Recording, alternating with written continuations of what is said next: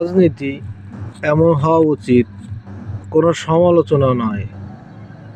আমাদের কাজ হবে দেশ গড়ার লক্ষ্যে আমরা আগামী দেশটাকে কীভাবে সুন্দরভাবে গড়তে পারবো, দেশের জন্য কী ধরনের উন্নয়ন করতে পারবো, এটাই হবে আমাদের মূল লক্ষ্য। আমরা প্রতিহিংসা পরায়ণ হয়ে রাজনৈতিক বক্তব্যের দিকে মনোযোগী হয়ে আমরা এমন কোনো বক্তব্য রাখবো না যে আর একজন প্রার্থীর উপর আক্রোশমূলক হয়, হিংসামূলক হয়। আমরা এর থেকে বিরত থাকার চেষ্টা করব।